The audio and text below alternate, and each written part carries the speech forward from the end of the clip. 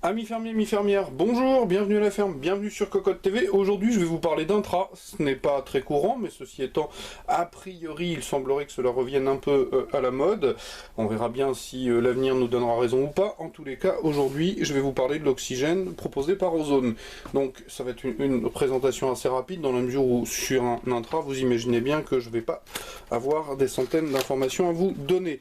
Alors, dans la boîte, nous allons donc trouver un petit fascicule de démarrage rapide, ça c'est tout à fait normal. Nous allons trouver un certain nombre d'adaptateurs, un court 3,5 mm femelle vert double 3,5 mm mâle non plaqué or, le même en plus long,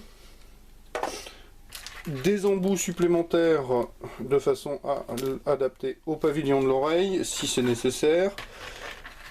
Comme vous le constatez, il est fourni avec la petite housse rigide de transport qui va bien, donc procédons à l'ouverture. À l'intérieur, on trouve donc un intra dont la finition est bonne, hein, pas de critique à faire à ce niveau-là. Au niveau du look, les couleurs sont sympathiques, le design est plutôt sobre mais sympathique aussi. Le câble est rouge, rond, se termine par un embout 3,5 mm manchonné d'alu avec, je ne sais pas si vous le verrez, le petit rappel Ozone ici. En suivant le câble, on tombe sur une petite télécommande qui permettra de décrocher et de mener une conversation sur son téléphone. Alors je ne l'ai pas testé sur un Windows Phone, je vous dirai ça dans le test écrit. Au niveau des écouteurs, on trouve des manchons, c'est un peu petit la caméra, en caoutchouc ici. Le corps est en plastique avec un petit liseré.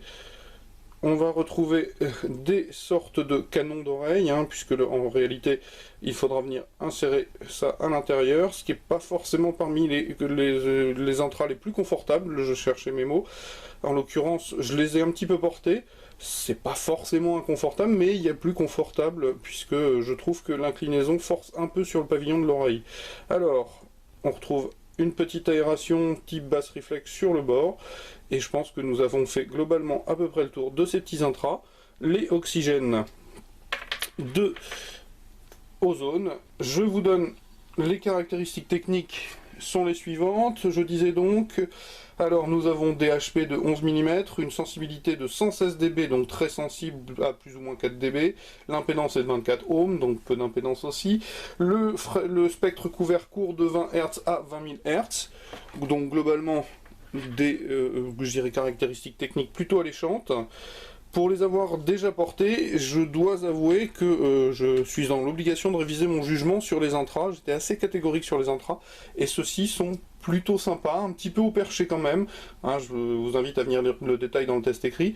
Ils sont un petit peu au perché, mais ceci étant, au niveau des basses, c'est quand même pas inconséquent. Donc globalement, pour le prix, puisque je crois qu'on est autour d'à peine 30 €, hein, voire même certainement en dessous, quelque chose de plutôt sympathique, un petit casque d'appoint qui pourrait être bienvenu éventuellement si vous êtes un véritable nomade. Voilà, donc c'était les oxygènes d'Ozone sur cocotteland.com, et je vous invite à venir lire le test écrit très bientôt sur la ferme. Au revoir.